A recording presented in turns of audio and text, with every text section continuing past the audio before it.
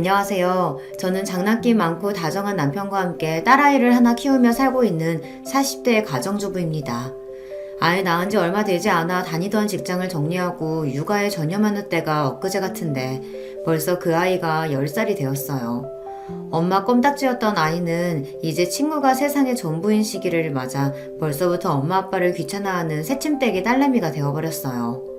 덕분에 요즘에는 전에 없이 한가한 나날을 맞이하여 그동안 해보지 못했던 취미생활도 이것저것 건드려보고 각양각층의 다양한 사람들의 진솔한 사연이 가득한 이 채널에도 취미를 붙이게 되었네요. 요즘에는 여러분 사연 듣는 게 하루의 낙이에요.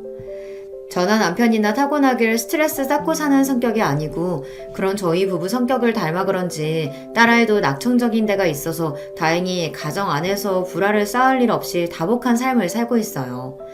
그런 저라고 해서 마냥 속 끓일 일이 없지만은 않지만요. 문제의 발단은 바로 제 형부입니다. 모든 의사가 다 그런 건 아닐 텐데 형부는 의사라는 제 직업이 모든 일에 면죄부라도 되는 양 구는 사람이거든요. 형부가 의사면 의사지 무슨 자격으로 남의 남편을 이렇게 우습게 봐요. 그렇게 우습게 여기던 사람한테 이제 와서 빌빌 기는 건 또 무슨 경우고. 의사 자존심 참 별거 없네요. 아니 처제, 내가 그래서 미안하다고 하잖아. 알았으면 내가 아무렴 그랬겠어? 그럼 형부가 잘했다는 거예요? 끝까지 반성할 줄도 모르고. 됐어요. 나도 내 사람한테 함부로 구는 사람 어떻게 되든 내 알 바 아니야. 처제! 지가 의사면 의사지 감히 내 귀한 남편 우습게 여기며 평소에도 깔보더니만 마지막에는 아주 사고를 제대로 치더라고요. 하지만 내 사람 그리 업신여기는 꼴을 가만히 참아줄 제가 아니었습니다. 대체 이게 다 무슨 얘기인지 제 사연 한번 들어보시겠어요? 저는 세 자매 중 둘째예요. 보통 딸 많이 낳는 집은 끝에 아들 하나 보려고 그러는 경우가 많다고 하지만 저희 집은 그렇지는 않았습니다. 비록 친가와 외가에서는 그래도 이왕이면 손자 하나 보셨으면 하고 은근히 바라셨다는 걸 알지만 그래도 그걸로 저희 세자매 서럽게 하는 일 없이 골고루 사랑해 주셨습니다. 친정아버지는 아예 아들 없는 걸 아쉬운 티도 내지 않으셨어요. 그 마음속까지야 저희가 속속들이 알 수는 없겠습니다만 적어도 저희 자매가 그런 걸 인지해서 눈치 보는 일 따위는 없도록 해주셨어요. 아들 낳아봤자 쓸 데 하나도 없다. 딸들이 최고지? 너희들 앞으로 봐라. 이제 아들 타령하는 시대는 끝났다니까. 곧 다들 딸 낳고 싶어하는 세상이 올 거라고. 딸들 기죽지 말라고 하신 말씀인지는 모르겠지만 어찌되었든 딸바보들의 세상이 오긴 왔으니 이걸 선견지명이라고 해야 할까요? 어쨌든 아버지부터가 저희 세자매 길을 살려주지 못해 안달이셨으니 저희 셋이 그 어느 집 아들들보다도 씩씩하게 자란 것은 이미 예견된 일이었겠죠. 쟤들 저렇게 왈가닥인 거 다 당신 때문인 거 알지? 셋 다 앉으려고 드는 건 똑같아서는. 저러다 쟤들 시집 못 가면 다 당신 탓이니까 나중에 가서 후회나 하지 마셔요. 시집 못 가면 못 가는 거지. 그리고 우리 딸들이 뭐가 부족해서 시집을 못 가? 안 가는 거지. 시집 안 가면 내가 평생 끼고 살고 좋지 뭐. 아이고, 다 늙은 아비랑 퍽이나 같이 살고 싶겠어.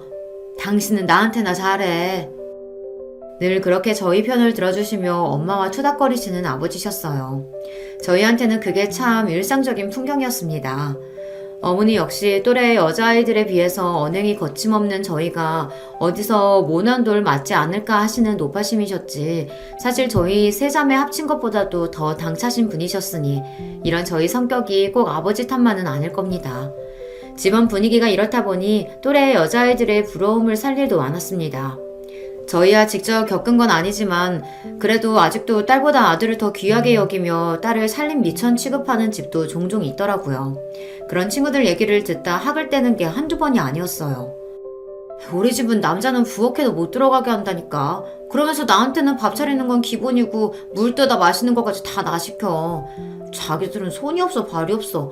나나 남동생이나 한 살밖에 차이 안 나는데 동생이니까 당연히 네가 해야지 하면서 동생 밥 차리는 것도 꼭 나한테 맡기고. 정말 짜증나. 야, 그거 동생이라고 그러는 것도 아니야.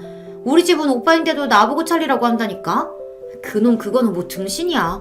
2살 어린 동생한테도 밥상 받아먹는데. 한껏 분노에 차오른 친구들 경험담을 듣고 있노라면 저희 자매가 얼마나 복된 환경에서 자라나고 있었는지 실감할 수 있었습니다. 딸도 본인들이 원해서 낳은 자식일 텐데 어떻게 같은 자식을 저렇게나 다르게 차별하고 키울 수 있는지 이해가 안 갔어요. 아들이라는 게 그렇게 대단한 겁니까? 아들이 없는 저희로서는 더더욱 이해가 안 갔죠.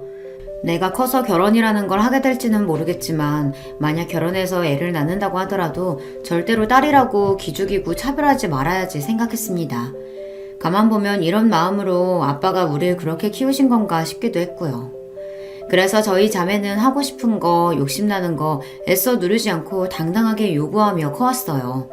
저는 운동에 소질이 있어서 초등학생 때부터 육상부 활동을 했었습니다. 자존감이 높은 만큼 만만치 않게 승부욕도 있는 편이어서 발목 부상으로 육상을 그만둘 때까지는 기록도 제법 좋은 편이었습니다. 비록 부상으로 뜻하지 않게 진로를 변경해야 했지만 그럼에도 걱정이 크지는 않았습니다. 사랑 가득 주시는 훌륭한 부모님 밑에서 자라는 게 좋은 점은 실패를 하게 되더라도 그게 내 인생의 끝이라는 생각이 들지 않는다는 점이었어요. 비록 다른 길을 찾아봐야 하겠지만 저는 아직 어렸고 제 곁에는 언제나 제 편에 서서 당신들이 해주실 수 있는 지원을 아끼지 않으실 부모님이 든든히 버티고 계셨습니다. 저보다도 더 당찬 언니와 똑 부러지는 동생은 말할 것도 없었죠. 실제로 진로를 틀게 되면서 다소 그간 소홀했던 공부를 따라잡는데 언니 도움이 컸습니다. 언니가 공부를 아주 잘했거든요. 언니는 학창시절 내내 전교 1, 2등을 엎치락 뒤치락 할 정도로 머리가 좋았어요. 동생도 공부를 잘하는 편이긴 했지만 미술을 전공하면서부터는 아무래도 저만큼 공부에 전념하지 못했죠. 그래도 뒤늦게 공부 진도를 따라가려고 용을 쓰는 언니 옆에서 밤늦게까지 그림을 그리며 제 졸음을 쫓아주는 등 동생에게도 도움을 많이 받았습니다. 그렇게 저는 겨우겨우 턱걸이로 원하던 대학에 합격할 수 있었습니다. 가족들 모두의 도움이 없었더라면 언감생심 꿈도 못 꿀 일이었죠. 주변에 운동하다 뒤늦게 공부로 진로를 튼 친구들 중에서도 가장 큰 성과를 거둔 셈이었어요. 그렇게 학교생활 열심히 하다 스포츠 에이전시 쪽으로 취업을 했고 역시 지망하던 대학을 졸업한 동생도 갤러리에 취업하면서 저희 자매는 어엿한 사회인으로 성장하게 되었습니다. 가장 늦게 취업한 건 언니였어요. 법조인의 꿈을 키우던 언니는 대학 졸업 후 로스쿨에 진학했고 과정이 끝나자마자 변호사 시험에 합격해 로펌에 입사했습니다. 시험 성적이 좋아서 이미 취업이 내정되어 있었던 만큼 언니의 앞길은 그야말로 창창했습니다. 이 나이에 겨우 취업한 언니 그동안 술 사 먹이느라 너희들 고생이 많았다. 언니가 이제부터는 얻어먹은 거 열심히 갚을게. 오, 이제 변호사 선생님 실컷 뜯어먹을 수 있는 거야? 이거 술 조공한 보람이 있구만. 술은 둘째 언니가 마셔놓고 생색은. 언니 변호사 시험 합격 겸 로펌 입사 축하주를 얻어먹는 자리에서 얼마나 기분이 좋았는지 모릅니다. 그동안 우리 언니 공부한다고 예쁜 옷도 잘 못 입고 연애도 제대로 못하고 그 고생을 했는데 앞으로 언니는 인생에 꽃길이 쫙 펼쳐졌다고 생각하니 얼마나 기쁘던죠. 저희 언니라서가 아니라 정말 어떤 남자가 와도 주기 아까운 사람이었어요. 그렇게 저희 세자매 나이가 어느덧 30대에 접어들게 되었습니다. 일찍이 결혼의 뜻이 없음을 밝힌 막내는 그렇다 치고 슬슬 엄마로부터 결혼 압박이 들어오기 시작했어요. 태영이 쟤야 결혼 안 하겠다는 소리 달고 사는 애니까 그렇다 치더라도 주영이랑 재영이는 생각 있으면 이제 슬슬 준비해야 하지 않겠어? 아예 안 갈 거면 또 몰라도 결혼 생각이 있는 것 같으면 너무 늦어도 안 좋아. 일에는 다 때가 있는 거야. 출산도 너무 늦으면 너희들 몸고생스러워서 안 돼. 애들 나이 뭐 얼마나 됐다고 벌써 결혼을 닥달해. 알아서들 하겠지. 적당히 해. 당신 눈에야 애기들이지. 밖에 나가면 쟤들 관연한 처녀야. 쟤들도 이제 30 넘었는데 그게 적은 나이야 그럼? 자기는 20 간 넘은 나같이 해서 장가든 주제 말도 잘한다. 우리 때랑 지금이야 감나무. 여전히 어머니한테는 맥을 못 추시는 아버지셨어요. 그럼에도 여전히 저희 자매들 기 살려주시느라 여념이 없는 아버지를 보고 있자면 늘 감사한 마음이었습니다. 어릴 적에도 알고야 있었지만 사회생활하면서 생각보다 성관념이 형편없는 남자들을 너무 흔하게 접하게 되었어요.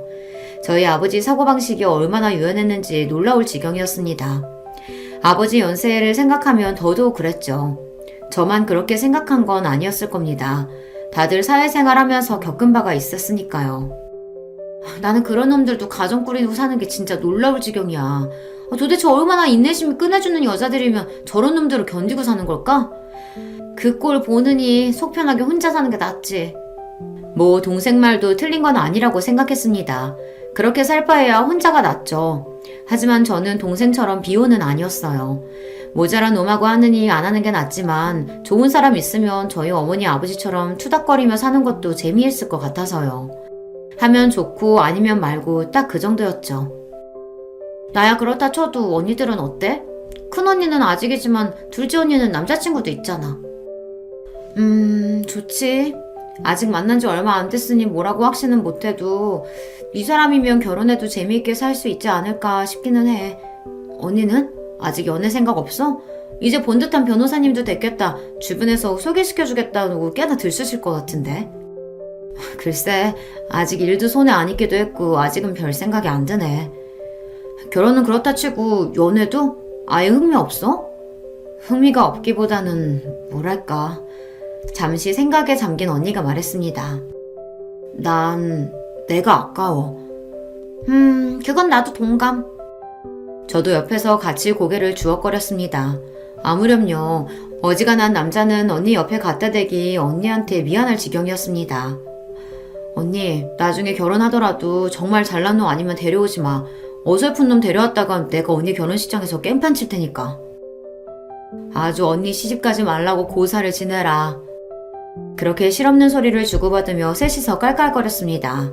이렇게 셋이 지내는 시간이 참 즐거웠어요. 여기서 누구 하나 시집이라도 가는 날에는 이런 날들을 보내기 흔치 않아질 거라고 생각하니 이 시간이 더욱 소중하게 느껴졌습니다. 아이러니하게도 그런 시간을 끊어내고 가장 먼저 결혼에 꼴이 난 건 저였어요. 남편은 같은 회사에 근무하던 직장 동료였습니다. 아무래도 회사가 스포츠 에이전시다 보니 저처럼 학창시절에 운동하던 직원들이 많은 편이었습니다. 남편 역시 마찬가지였어요. 학교 다닐 때까지 축구를 하다가 경영 공부를 하고 입사한 경우였죠. 그러다 보니 저처럼 몸 움직이는 걸 좋아하는 활발한 성격이나 뒤늦게 공부를 시작해서 대학에 진학하는 등 공통점이 꽤 많았습니다. 무엇보다도 자격지심이 없고 성격에 모난 점이 없다는 점이 마음에 들었어요. 운동을 한 여성분들이라면 흔히 겪는 일일 텐데 남자들이 요상한 경쟁심을 발휘하는 경우가 꽤 많아요. 운동을 했다고는 해도 자기가 명색이 남자인데 가볍게 이길 수 있을 거라는 생각을 하고 예의 없게 찔러보는 경우도 있고요. 그래도 같은 직장에 다니는 남자 중 본인이 운동선수 출신이었던 직원들은 오히려 선수 출신들끼리의 동질감이라고 해야 하나? 최소한의 존중은 하는 것 같은데 운동이라고는 제대로 해본 적 없는 남자들이 그런 게 더 심하더라고요. 재영씨 학교 다닐 때 육상했다며? 나도 달리기 꽤 했는데 몇 초 나왔어? 재영씨 무한하게 왜 그래? 그래도 우리가 남잔데 우리만큼 기록 나오긴 힘들지. 저들끼리 뭐가 그렇게 재미있는지 사람을 가운데다 두고 낄낄거리는 꼴이 우습지도 않았습니다. 겨우 키가 저보다 살짝 웃드는 데다 배는 남산만큼 튀어나온 인간들이 그래도 남자가 어쩌고 저쩌고 하는 꼴을 보면 결혼이라면 질색은하는 동생의 마음이 충분히 이해가 될 지경이었어요. 그럴 때마다 서글서글하게 같은 남자 동료들을 먼박주는 게 바로 남편이었어요. 아무래도 운동을 안 해보셔서 그런 말씀 하시는 것 같네요. 프로랑 아마추어를 어디 비교할 수 있나요? 그래도 우리가 명색이 남잔데 아마추어라도 운동 쉬운 거 아니에요. 몇 년을 꾸준히 노력한 실력 있는 사람들을 일반인이 무슨 수로 당해내겠어요. 그래도 그 말은 좀 그렇네. 남자 자존심이었지 여자한테 지는 게 말이 돼? 프로 앞에서 여자 남자가 다 무슨 소용이에요. 원래 자기가 안 해본 건 다 쉽게 생각하는 법이니까 그런 말씀하시는 것도 이해 안 가는 건 아니네요. 제 앞에서는 말 같지도 않은 소리를 주절주절 짓거리던 인간들도 웃는 낯으로 먹이는 남편 말에는 대꾸도 제대로 못하더라고요. 남편은 남자들 사이에서 소위 말하는 서열이 높은 편이었습니다. 같은 남자들이 알아서 눈치를 보는 발언권이 센 남자였어요. 그래서였는지는 몰라도 여자 까레뭉개면서 본인들 모자란 자신감을 채우려 드는 못난 남자들과는 달랐죠.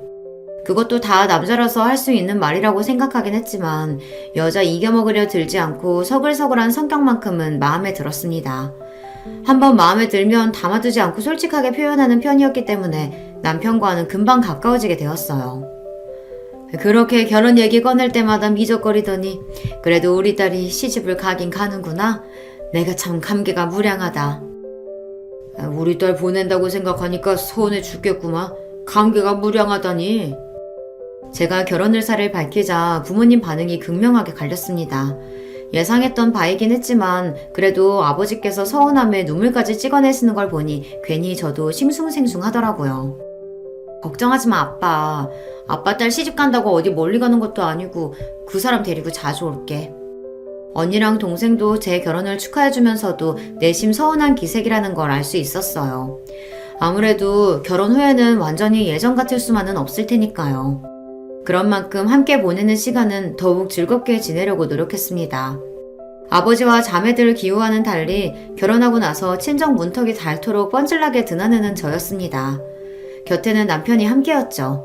부침성이 있는 성격으로 저희 가족들과의 첫인사부터 호감을 산 남편은 결혼 후에는 저희 집안에 처음으로 들어온 사위 노릇을 톡톡히 했습니다. 처음에는 내 귀한 딸 뺏어갔다고 은근히 꽁에 있던 아버지도 아들 노릇을 자처하는 사위에게 금세 마음을 열고 마셨어요.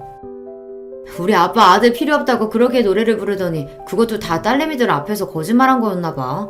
제보 올 때마다 아주 입이 귀에 걸리셨어. 그러게 말이다. 저놈이 우리 재영이 뺏어간다면서 울고불고 하던 게 엊그제 같은데 참. 아, 울긴 누가 울었다 그래. 강서방이 워낙 사람이 싹싹해서 정있게 보니까 어디 마음을 안 내줄 재주가 있나 내가. 하하, 아이 장인어른께서 저를 좋게 봐주셔서 저야 늘 감사하죠. 여기가 제 친정이 아니라 자기 본가라도 된다는 듯이 자연스럽게 저희 친정 식구들한테 섞인 남편을 보고 있자면 기가 차기도 하고 웃기기도 했습니다. 아무렴 사이 나쁜 것보다야 저렇게 잘해주는 게 고마운 마음이었죠. 그렇게 남편이 저희 식구로 자연스레 스며드는 데는 오래 시간이 걸리지 않았어요. 결혼하고도 아이 생기기 전까지 연애할 때랑 다름없이 서로 짓궂게 장난도 쳐가며 참 재미나게 살았습니다. 저도 그렇지만 남편도 감정 상할 만한 일이 있더라도 그걸 길게 끄는 사람이 아니었기 때문에 큰 싸움이 날 일도 없었습니다. 가급적이면 그날 자리에 눕기 전에는 감정을 풀기 위해 노력하기도 했고 때문에 남편과 성격을 잘 맞춰가며 잘 지낼 수 있었어요. 그게 저희 친정 식구들이나 시댁 식구들 보기에 예뻐 보였는지 양가 어른들께서도 저희를 기특하게 봐주셨고요. 특히 언니는 저희 부부 사는 걸 보면서 생각이 많아진 모양이었습니다. 사실 나는 태영이랑 생각이 별반 다르지 않았었거든. 주변에 그렇게 괜찮은 남자도 없는 것 같았고. 근데 재영이 너 제부랑 사는 거 보면 결혼도 나쁘지 않겠다 싶어. 저렇게 성격 잘 맞는 사람이랑 복잡거리면서 사는 것도 재미있겠다 싶고. 언니가 결혼에 대해 긍정적으로 말한 건 그때가 처음이었습니다. 저야 결혼이 맞는 사람은 결혼을 하고 결혼을 원치 않는 사람은 안 하면 그만이라고 생각했지만 언니가 저렇게 생각을 돌린 김에 이왕이면 좀 제대로 된 남자가 나타나서 언니와 즐겁게 살아줬으면 하는 생각이 들었습니다. 생각이 없어서 그렇지 마음 돌리면 언니 주변에 남자야 차고 넘쳤습니다. 언니 조건이 워낙 좋잖아요. 한사코 거절할 때도 선자리가 그렇게 쏟아져 들어왔고 본인이 관심을 보이니 주말마다 언니 보고 선 한번 보자는 자리가 끊이질 않았습니다. 처음에는 자연스러운 만남을 추구한다는 주장을 하던 언니였지만 일할 때 말고는 바깥 출입도 잘 하지 않는 집순이였던 언니였어요. 어딜 나가야 자연스럽든 부자연스럽든 누굴 만나는 거 아닙니까? 아마 언니가 남자 만날 방법은 소개가 최선이었다는 걸 언니도 알고 있었을 거예요. 처음 몇 번 본 선상태들이 영 마음에 차지 않았던지 몇 마디 불평을 하고는 그 후로 별말을 않길래 그러다 마는 건가 싶었어요. 그래서 언니가 가족끼리 다 같이 식사하는 자리에서 결혼할 사람을 데려오겠다고 폭탄 선언을 하자 집안이 발칵 뒤집혔습니다. 갑자기? 누구 만난다는 소리도 안 했잖아. 언니 남자 있었어? 누군데? 어떤 사람인데 네가 결혼 얘기를 다 꺼내? 제대로 된 놈인 거 맞아? 확실히 잘 알아봤어? 가열된 분위기에 다들 질문 폭탄이 쏟아지자 남편이 겨우 저희 식구들을 진정시켰어요. 이윽고 장내가 조용해지자 언니가 입을 열었습니다. 선본 이후로 그쪽에서 계속 연락은 했는데 다시 보니까 또 괜찮은 것 같더라고. 조건도 나쁘지 않고. 네가 고른 남잔데 어련하겠어. 뭐하는 남잔데? 의사예요. 지금은 대학병원에서 일하는데 곧 개원한다나. 직업이 문제가 아니라 사람이 중요하지 사람이. 아빠 너무 흥분하지 마시고 아무렴 똑부러지는 언니가 그런 것도 하긴 안 했을까. 말은 그렇게 하면서도 무슨 쇼핑 갔다 왔다는 것처럼 심드렁하게 자기 결혼 얘기를 하는 언니 모습이 좀 걱정이 되더라고요. 솔직히 무슨 바람이 불었나 싶기도 했어요. 언니가 어련히 알아서 하겠지만 그래도 가족이라고 내가 걱정이 돼서 형부 되실 분 어떤 분이신지 궁금하기도 하고. 무난해. 성격도 그렇고 조건도 그렇고. 사실 처음에는 같은 변호사를 만나는 게 직업적으로 많이 이해해줄 것 같기도 하고 그랬는데 남자 변호사들은 나한테 경쟁 심리를 느끼는 것 같더라고. 일하는 것만 해도 피곤한데 집에서까지 그러고 싶진 않고 무엇보다 나한테 잘해. 내 직업도 존중하고 결혼해도 최대한 지금 생활 유지하면서 살고 싶다는 말에도 이견이 없더라고.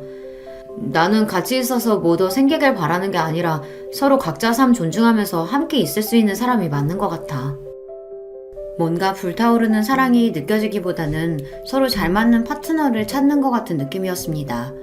정작 이렇게 말하는 저도 불같은 사랑을 해서 결혼했다기보다는 마음 잘 맞고 서로 장난 잘 받아주는 소꿉친구 같은 연애를 하고 결혼하기는 했습니다만 그래도 남편이 정말 좋지 않았다면 결혼까지는 안 했을 것 같더라고요.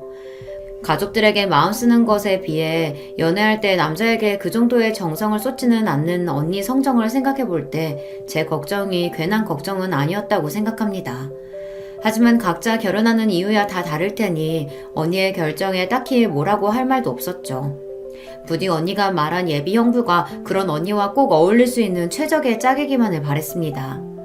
결혼 전 친정에 인사를 하러 온 형부는 멀끔하고 번듯한 인상의 범생이 타입이었습니다. 얼굴이 허여멀건한 게 공부한다고 운동이랑은 담쌓고 살았을 게 뻔해 보였어요. 좀 깐깐해 보이기도 했고요. 한마디로 전형적인 엘리트 상이었습니다. 저랑 상성이 썩 맞는 유형은 아니긴 했어요. 아마 그건 남편도 매한가지였을 거예요. 하지만 어디 저희 생각이 중요한가요? 우리 언니한테 잘해주기만 하면 저희가 당연히 맞춰야 할 문제였습니다. 사람이 반듯하고 예의 바른 게 괜찮아 보이네. 직업도 좋고. 사람 한 번 봐서 어디 아나? 그 짧은 시간 동안 예의 못 지키면 그게 더 문제인 거지. 당신은 재영이 보낼 때도 그렇게 사윗감 색안경 끼고 봤었어. 이번에도 괜히 대도하는 태클 걸었다간 나 진짜 가만히 안 있어요. 내 귀한 딸 빼앗아간 도둑놈 레파토리를 사전에 차단당한 아버지 표정이 불만으로 가득했어요. 하지만 저 역시 현부 첫인상이 그리 나쁘지는 않았습니다. 제 성격이랑 맞고 안 맞고는 둘째 문제고 학자 타입인 언니랑은 잘 어울릴 것 같았거든요. 두 사람 모두 결혼 정년기를 살짝 지난 탓에 양가에서 결혼을 서둘러 진행했습니다. 저희 집도 저희 집이었지만 언니 시댁들 집에서 결혼을 밀어붙이는 기세가 대단했어요. 하긴 우리 언니가 조건이 빠져 외모가 빠져 저희 언니라서가 아니라 그 또래 아들 가진 집이라면 누구나 탐낼 만한 1등 신부감이었으니 무리도 아니라고 생각했어요. 그렇게 결혼 선언을 한 지 채 넉 달도 되지 않아 언니는 제 뒤를 이어 유부녀 대열에 합류하게 되었습니다. 결혼하고도 최대한 지금의 생활을 유지하고 싶다는 언니 말처럼 결혼하고도 언니는 자주 친정을 찾았습니다. 하지만 결혼 후 친정 나들이에 거의 매번 남편과 동행했던 저와는 달리 형부 얼굴은 좀처럼 보기 어려웠습니다. 그 사람 병원 일만으로도 바쁘고 솔직히 친정 오는데 그 사람 달고 오는 거 너무 불편해. 니들이랑 하고 싶은 얘기도 제대로 못할 텐데. 그리고 그 사람 여기 달고 오면 나도 그 사람 원할 때 시댁 가야 할 거 아냐. 사람이 가는 게 있으면 오는 게 있는 건데 각자 집은 가급적이면 각자 전담하기로 했어. 뭐 실용적인 이야기긴 한데 사람 사는 게 꼭 그렇게 돌아가는 것만은 아니잖아요. 결혼을 했음에도 불구하고 신혼집으로 이사 나갔다는 것 제외하고는 별로 결혼한 티가 나지 않는 언니였어요. 언니가 원한다는 결혼 생활이라는 게 이런 거라고 하니 제가 할 말이 있는 건 아니었지만 그래도 혹시나 형부와 대면대면하게 지내는 건 아닌가 싶기도 했죠. 가만 보면 자매들끼리 워낙 사이가 좋아서 그런가. 자기도 참 언니 걱정 많이 해. 처형 똑똑하잖아. 알아서 잘할 거야. 알지. 믿지. 믿는데 그래도 이제 결혼해서 한 식구 됐는데 형부를 너무 자주 못 봐서 그런가 괜히 걱정스럽고 그랬던 거지 뭐. 부부 일은 자기들 말고는 원래 잘 모르는 거야. 전 걱정되면 다음에 형님 오시면 내가 가까워질 수 있도록 더 노력해 볼게. 늘 그렇듯 먼저 예쁜 짓을 하는 남편이었습니다. 아무래도 아직 아버지는 갓 식구가 된 큰 사이에게 마음을 다 열지 않으신 듯하고 워낙에 여자 기운이 센 집안이다 보니 새 식구 입장에서는 부담스러울 수도 있지 않을까 싶기도 했어요. 같은 사위 입장이면 좀 더 쉽게 가까워질 수 있지 않을까 하는 기대도 있었고요. 무엇보다 남자들 사이에서는 항상 인기가 많은 남편이었습니다. 사람 하나 사귀는 건 일도 아닌 사람이니 친정 분위기가 좀 더 매끄러지지 않을까 싶었어요. 그러고 얼마 지나지 않아 친정 아버지 생신이 되었습니다. 언니 결혼하고 나서는 처음 맞는 친정 행사인 셈이었죠. 늘 병원 일로 바쁘다는 형부도 그날만큼은 친정을 찾았어요. 결혼한 이후 형부가 친정에 이렇게 오래 머문 것도 처음이었습니다. 아직 낯설어서 그런지 약간 무안한 얼굴을 하고 자리를 지키는 형부가 좀 안쓰러워 보이기도 했습니다. 딱 봐도 변죽이 좋은 사람은 절대 아니었어요. 제가 옆구리를 찌르기도 전에 남편이 형부 옆에 착 붙어 앉았습니다. 아이고 형님, 병원 일 때문에 많이 바쁘시죠? 오늘도 시간 내시느라 무리하신 건 아니에요? 아닙니다. 그래도 처음 맞는 장인어른 생신인데 꼭 와야죠. 형님, 말씀 편하게 하세요. 제가 손아래 사람인데요. 이제 식구인데 편하게 대해주세요. 네. 천천히 할게요. 보통 남편이 저 정도 들이대면 말을 놓을 법도 한데 형부도 강적이었습니다. 그런 형부도 술이 한 잔 두 잔 들어가기 시작하니 긴장이 좀 풀어진 것 같았습니다. 동서 무슨 일 하고 있다고 했지? 저 스포츠 에이전시에서 일하고 있습니다. 저 사람이랑 사내 커플로 만났어요. 그러면서 남편이 부침성 있게 자기 명함을 내밀었습니다. 사실 결혼한 지가 언젠데 아직 제 남편 직업도 모르고 있겠어요. 결혼 전에 인사하면서 이미 다 한 이야기였죠. 아무래도 귀담아 듣지 않았던 모양이었어요. 회사원? 남편이 내민 명함을 보는 둥 마는 둥 하더니 이내 남편 명함이 형부 무릎 위로 픽 떨어졌습니다. 그걸 보는데 괜히 제가 기분이 좀 그렇더라고요. 주위에 사람이 많은 만큼 눈치가 기민한 남편이었습니다. 그게 전문직이 아닌 회사원에 대한 은근한 무시라는 걸 모르지 않을 텐데도 기분 나쁜 티를 내지 않고 남편이 말했어요. 회사원이긴 한데 아무래도 전문적으로 특화된 분야에서 일하다 보니 일반 직장하고는 좀 다르기는 해요. 그래요? 별 관심 없다는 태도가 무례하게 느껴졌습니다. 그동안은 내숭이라도 잘도 떨더니 술 몇 잔에 금세 사람 바닥이 드러나는 게 어이가 없었어요. 내 남편이 그 옆에서 괜히 그런 취급 당하게 하기 싫어서 혼자 술을 마시든 말든 남편을 불러다 제 옆에 앉혔습니다.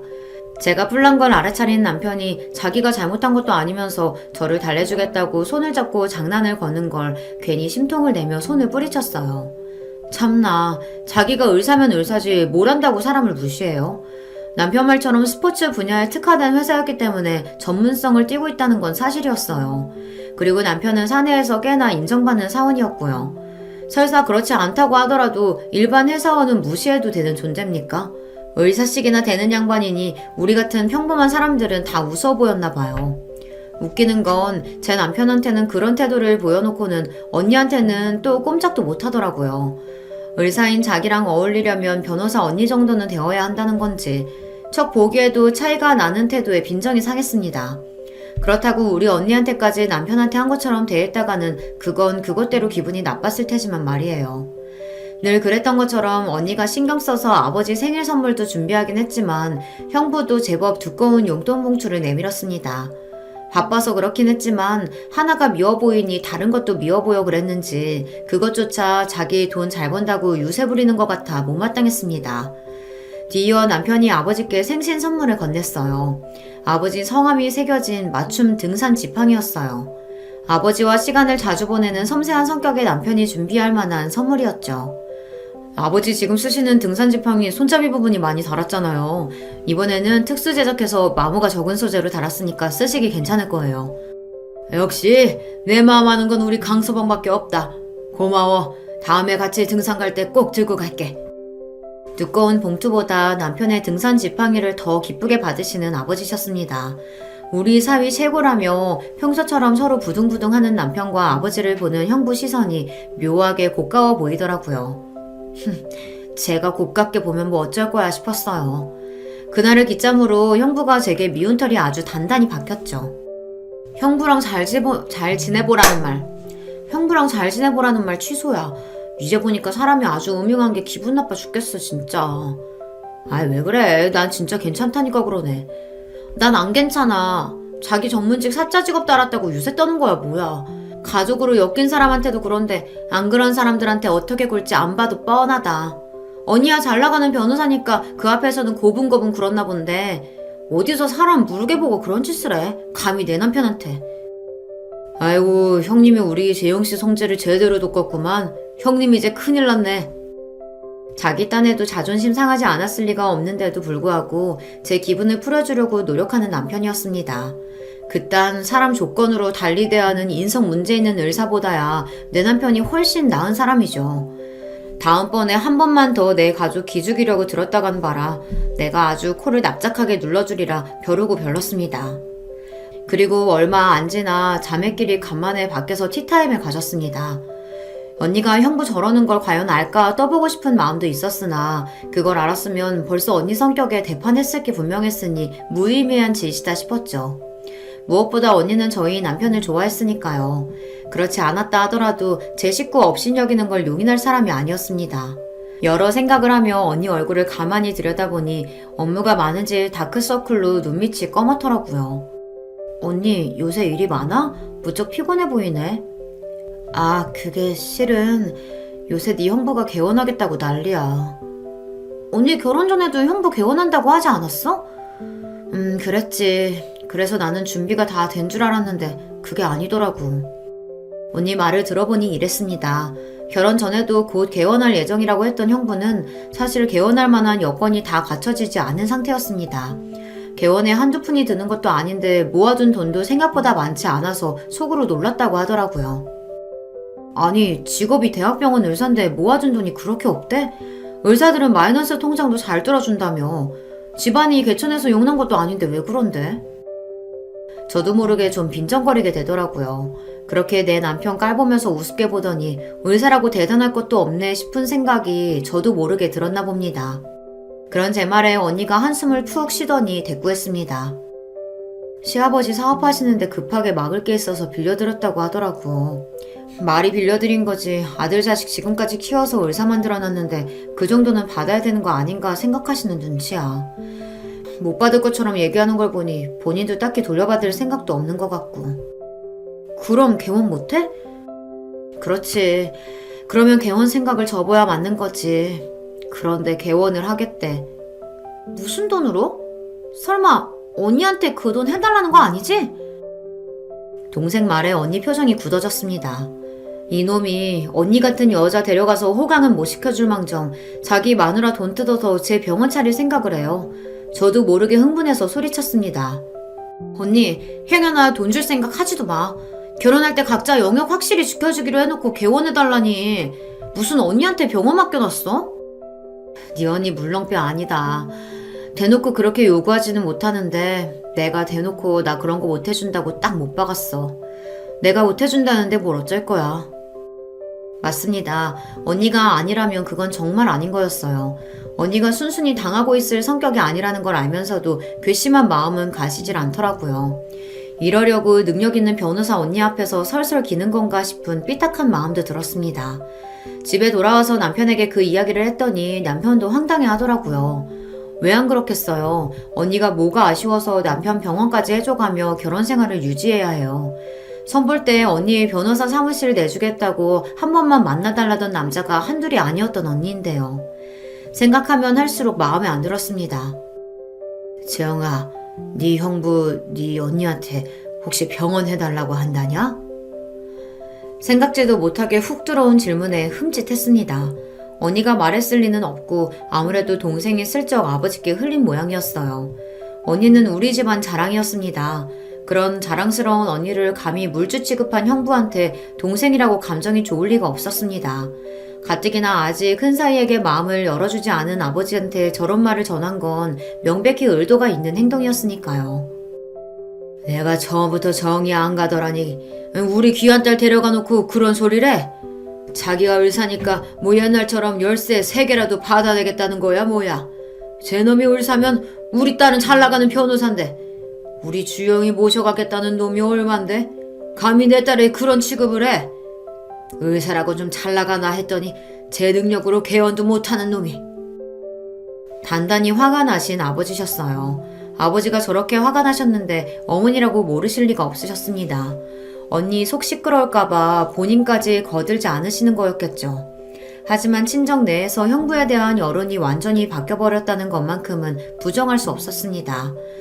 언니가 의사를 분명히 했음에도 불구하고 아직 완전히 포기한 건 아닌지 답지 않게 형부가 부쩍 자주 언니를 따라 친정에 나타나더라고요. 물론 이제 형부를 두 팔 벌려 환영하는 사람은 더는 남아있지 않았지만 말입니다. 평소 친정 식구들 눈치를 잘 보던 형부가 자신을 대하는 처가 식구들 태도가 미묘하다는 걸 알아차리지 못할 리 없었을 거예요. 몇 번 따라오는 신용하는 것도 오래 가지 않고 곧 다시 친정의 발걸음을 끊었으니까요. 속이 훤히 들여다보이는 태도에 친정 식구들의 형부에 대한 실망감은 더더욱 커졌습니다. 다들 걱정하지 마. 나 그렇게 물은 사람 아닌 거 알면서 그래. 너야 잘하겠지만 애초에 이런 상황 만든 것 자체가 마음에 안 들어 그렇지. 다른 식구들 마음도 딱 그랬을 거예요. 우리 다들 그렇게 생각했지만 특히나 아버지 눈초리는 더더욱 곱지 않았어요. 친정 식구들 중에도 아버지 눈치를 가장 많이 보는 형부였으니 친정에 머무는 게 가시방석이었겠죠. 그렇게 개원은 물 건너갔나 했는데 얼마 지나지 않아 형부에게서 곧 개원한다는 연락을 받게 되었어요. 대번에 결국 언니가 뜻을 굽혔나 싶어 퍼뜩 언니에게 전화를 했습니다. 언니, 결국 형부 병원 해주기로 한 거야? 고세를 못 참고 개원 소리 했다니? 아니야, 내가 미쳤다고? 그 개원하는데 도움 줄 만한 인맥들 좀 소개해주긴 했지. 직접적인 도움을 준 건 아니더라도 언니도 꽤나 시달린 모양이었습니다. 아니었으면 얄짤없는 성격의 언니가 그런 우회적인 노력까지 해가며 속을 끓이지는 않았을 테니까요. 결국에는 본인이 원하는 걸 얻어냈구나 하는 생각에 형부가 괘씸하기까지 했습니다. 아주 잘난 마누라 얻은 덕은 혼자 다 보고 있구나 싶었어요. 개원을 하든 말든 상관도 하기 싫었으나 그래도 언니의 남편이었습니다. 마지못해 혼자 후딱 갔다 얼굴 도장만 찍고 나올 생각이었는데 정장 차림의 남편이 슬슬 따라오더라고요. 갈 거 없다니까. 나도 얼굴만 비추고 곧장 나올 거야. 모르면 모를까. 그래도 좋은 일인데 한 식구가 돼서 가보지도 않는 건 좀 그렇지. 뭐 예쁘다고 축하식이나 해줘. 정작 형부는 우리 같은 사람 가족으로 생각하지도 않을 텐데. 속상한 마음에 소리를 빽 질렀으나 그저 허허 웃는 남편이었습니다. 웃는 낯이지만 남편 고집도 보통이 아니기에 남편을 말릴 수 없다고 생각하니 더 속이 상했어요. 그렇게 이미 출발 전부터 마음이 상한 채로 형부의 병원에 다다랐습니다. 아직 이른 시간이었는데 술판이 벌어졌는지 형부 얼굴이 얼큰해져 있었습니다. 그 옆에서 본인 남편을 한심하게 쳐다보는 언니 얼굴에서 그간 적지 않게 시달렸을 피로감이 느껴졌습니다. 처제도 왔네, 처제. 나도 이제 병원장이야. 이제 언니 어디 가서 사모님 소리 듣게 됐으니까 처제도 좋지? 제가 좋을 게 뭐가 있어요. 다른 데도 아니고 병원에서 술 냄새를 풀풀 풍기는 꼴을 보자니 어이가 없더라고요. 저 뒤쪽에 저희 친정 부모님도 도착해서 슬슬 올라오시는 게 보였습니다. 그때였습니다. 제 남편을 발견한 형부가 남편 얼굴에 떡하니 손가락질을 하더니 쩌렁쩌렁 소리를 쳤습니다. 너도 왔냐? 나 병원 차렸다니까 뭐 좀 떨어질까 싶어 왔어? 이 인간이 미쳤나 싶었습니다. 곁에 있던 언니도 자기가 제대로 들은 게 맞나 의심스러운 표정으로 제 남편을 경악한 눈으로 쳐다보았어요. 형부놈은 뭐가 그렇게 신이 나는지 제 남편 앞에서 실실 웃으며 비꼬길 멈추지 않았습니다. 사나이가 태어났으면 한 번쯤은 이렇게 살아봐야지. 그동안 별것도 아니면서 어지간히 설치고 다니더니 어떠냐? 이게 바로 성공의 맛이라는 거야. 내가 저 사람이랑 결혼해서 엮인 것만 아니었으면 너 같은 일반 회사원, 평사원, 나부랭이 어울릴 급이 아니라고. 사위라고 딱 둘이는 거 이 모양이라니. 내가 얼마나 기가 차는 줄 아냐? 남자가 능력이 있어야지. 이건 뭐 능력도 없고 패기도 없고. 장인어른도 이런 놈이 뭐가 그렇게 좋다고. 너 우리 집안 수치야, 수치. 미쳤어요 진짜? 술을 처먹을 거면 곱게 처마시던가. 지금 누구 앞에서 행패야? 이건 선을 넘어도 보통 넘은 게 아니었습니다. 술주정으로 넘어가 줄 수 있는 수준이 아니었어요. 내 언니 닥달해서 제 분수에 넘치는 개원까지 해놓고 감히 누구 능력을 운운합니까? 당장에 형부놈 뺨이라도 갈길 제 기세에 도리어 남편이 막아섰습니다. 여보, 그만. 왜 막아? 막말은 저놈이 했는데. 이 사람이 진짜 미쳤나? 제부, 내가 정말 미안해요. 내가 사과할게. 정말 미안해요. 사과는 무슨, 저런 놈한테 사과를 하고 있어. 이 사람이 진짜. 이게 다 무슨 짓거리야? 벼락 같은 친정아버지 불효령이 떨어졌습니다. 그 소리에 겨우 정신을 차렸는지 형부놈이 슬금슬금 저희 식구들 눈치를 보기 시작했어요. 제가 뭐 틀린 소리 했습니까? 별것도 아닌 둘째 사이랑 비교당하는 것도 자존심 상할 판에 온 식구가 똘똘 뭉쳐서 사람을 무시하고. 댁 하는 짓거리가 이 모양이니까 무시당하는 거야. 이 자격지심 덩어리야. 저도 더는 참아줄 생각이 눈꼽만큼도 없었습니다. 술 마시니 개되는 게 형편없는 인상이 그대로 나오더라고요. 언니 얼굴이 분노와 창피함으로 시뻘게 달아올랐어요. 나 아니었으면 개원도 못했을 놈이 지금 누구 앞에서 큰 소리 치는 거야? 감히 내 가족들 앞에서 이 추태를 부려? 너같이 못난 놈하고는 더는 같이 못 살겠다. 네 놈이랑은 이걸로 끝이야. 갑작스러운 언니의 결별 선언에 술이 확 깬 듯한 형부였습니다. 하지만 이미 늦었죠. 언니 성격에 한번 내뱉은 말을 번복할 리가 없었습니다.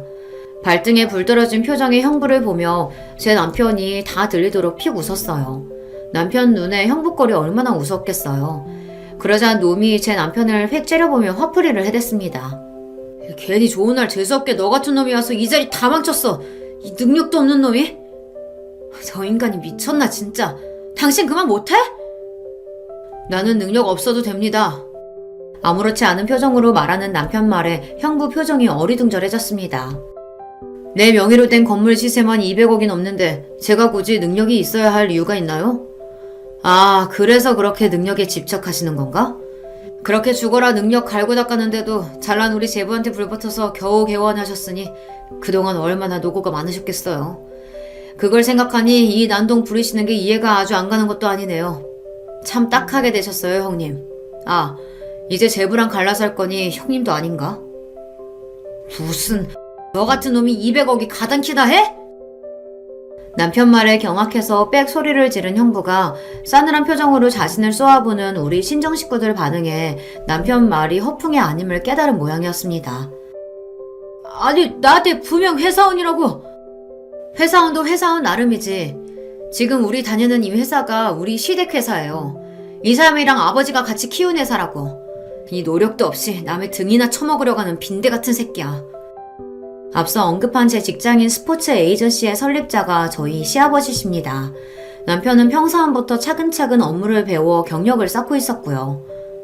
아니, 처음부터 내가 알았으면 그랬겠냐고. 아니, 말을 해줘야 알지.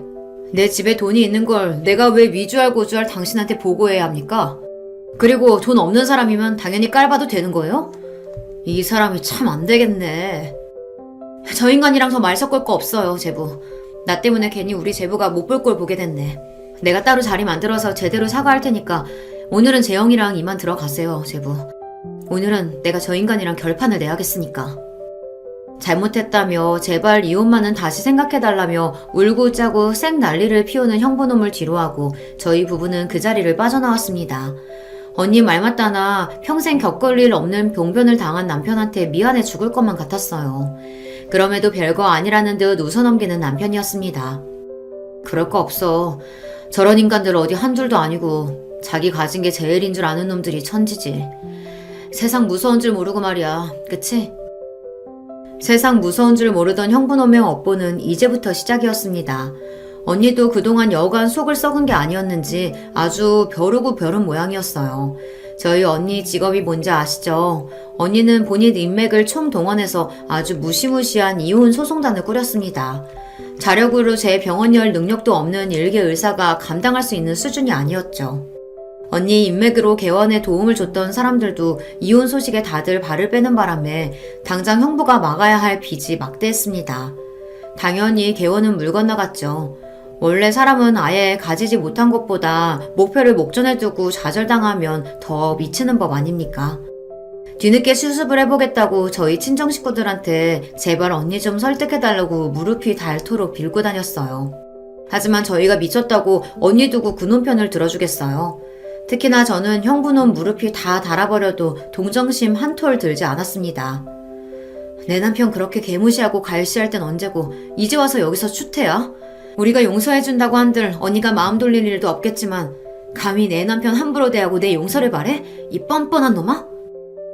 쌀쌀해진 날씨에도 아랑곳하지 않고 물 한 바가지를 끼얹어 눈물 내쫓은 제 속이 얼마나 시원했는지 모릅니다. 남편도 굳이 말리지 않고 그 광경을 구경했어요. 이제 속이 좀 후련해? 살짝 풀리는 것도 같네. 뺨까지 한 대 올려 붙여줬으면 금상첨화였을 텐데. 지저분하게 들러붙는 전 남편 깔끔하게 해치운 언니는 다시금 화려한 싱글이 되었습니다. 괜히 언니 결혼에 불화해 도화선이 된 건 아닌가 걱정하는 제게 도리어 언니가 말했습니다. 아니다 싶을 땐 하루라도 빨리 발 빼는 게 인생 덜 낭비하는 거야. 그 머저리 안 보고 사니 속이 다 시원하다야. 여전히 언니다운 당당한 태도였습니다. 언니가 그렇다면 그런 거니 저도 괜한 걱정은 하지 않기로 했어요. 그렇게 저희 집안에 분란만 일으키던 형부놈 치우고 다시금 가족 간의 평화를 되찾게 되었습니다. 요즘엔 자기 후배들 병원에 몇 달씩 페이닥터로 돌고 있다는데 뭐 어찌 살든 저는 더는 관심 없네요. 오늘 제가 들려드릴 이야기는 여기까지예요. 제 이야기 끝까지 들어주셔서 감사합니다. 안녕하세요. 저는 우리나라 말에 정말 다채로운 표현이 많다고 생각하는데 그 중에서도 콩깍지가 씌었다는 표현이 신기하다고 생각해요. 이성에게 홀딱 빠져서 똥인지 된장인지 물불 못 가리는 상태를 어쩜 그렇게 표현을 잘했을까 싶어요. 네, 제가 바로 헛된 콩깍지가 씌었던 사람입니다. 저는 3남매 집안의 장녀고요. 밑으로만 남동생들만 있어요. 철이 든 시절 이후로는 제가 동생들을 꽉 잡고 살았습니다. 아들들에게 밀려서 차별당하고 서럽게 큰 딸, 이런 건 저에게 해당이 안 됐어요. 저는 어렸을 때부터 기질 자체가 무척 씩씩한 아이였거든요. 단지 장녀의 책임감 같은 건 저도 해당이 되더군요. 저부터 모범을 보이고 잘해야 부모님이 힘들지 않으실 거라는 투철한 효심이 있었습니다. 나약한 소리는 옛날부터 할 줄은 몰랐고요. 군말 없이 해내는 스타일이었어요. 동생들은 이런 저를 질투하면서도 인정해왔고요. 저 같은 여자가 만날 남자 어떤 유형일 것 같으신가요? 적어도 저보다 잘난 남자, 능력 있고 책임감 넘치고 그런 남자를 저 같은 여자가 만날 것만 같으시죠? 남편은 슬프게도 한량에 가까웠어요. 어쩌다가 코가 꿰었는지는 묻지 말아주세요. 콩깍지가 씌었다는 말로 모든 걸 설명할 수 있으니까요. 제가 결혼하겠다고 하니까 부모님은 굉장히 당황스러워 하시면서도 차마 사위감이 별로다라는 말을 입 밖으로 못 내셔서 입술만 움찔움찔 하셨어요. 저는 그걸 눈치챘음에도 괜히 모른 척 했었죠.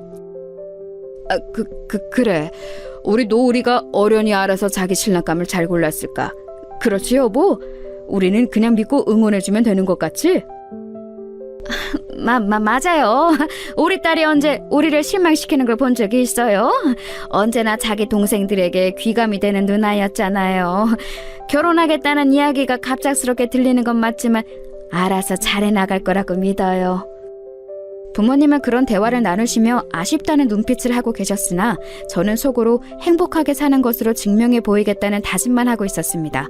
제 친정은 이렇게 금세 일단락이 되었는데 시댁 쪽은 어땠을까요? 황당함이 아주 이만저만도 아니었습니다. 시어머니께서는 어디서인가 궁합을 받아왔다며 저에게 웬 종이 쪼가리를 내미시더니 고개를 절레절레 저으셨어요.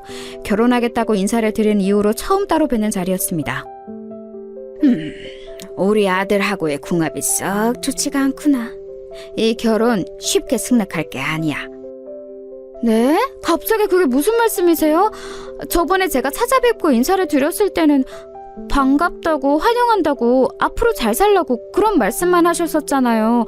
이건 살짝 조심스러운 부분이긴 하지만 그때 분명히 성혁 씨가 전에 만났던 여자보다 제가 훨씬 나아서 기쁘다고 하시는 소리도 제가 들었던걸요? 그건 사실이긴 해. 우리 아들이 워낙 착하고 마음씨가 여린데 그걸 이용한 못된 여자가 하나 있었거든.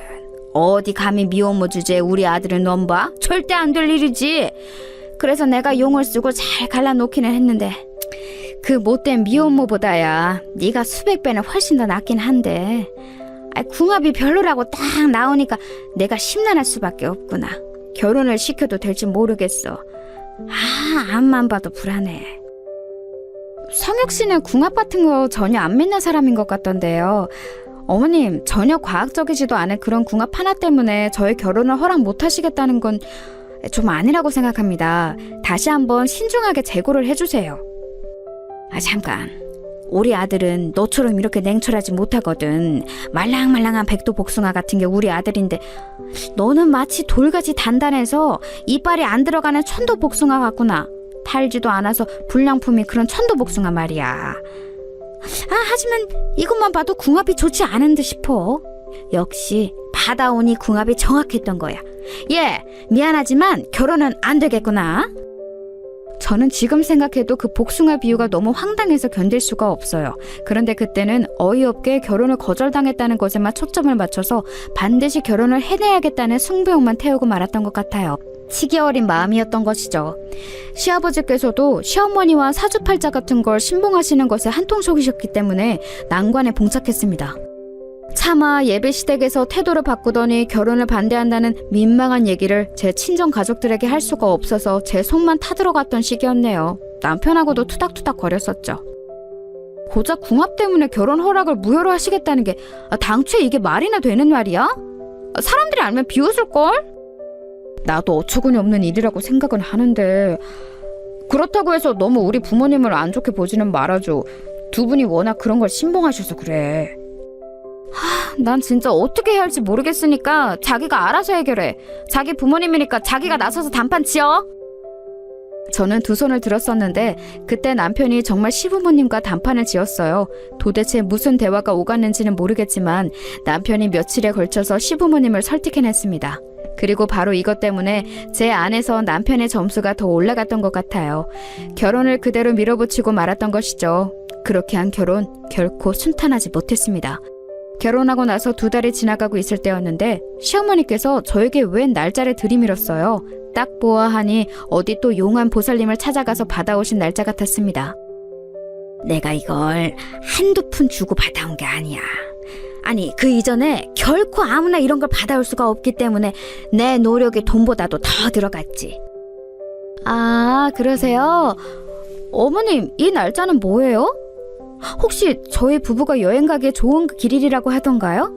아니면 가족 모임 날짜예요? 그런 것을 전혀 믿지 않는 제가 애써 표정 관리를 하면서 물었을 때도 상상을 못했습니다. 설마 그런 날짜일 줄은 몰랐어요. 저는 시어머니의 대답을 듣고는 하마터면 기절할 뻔했네요. 너는 안 그렇게 보여서는 은근히 눈치가 맹한 편이구나. 신혼부부에게 들고 온 게 무슨 날짜겠니? 상상력이 그렇게 없어?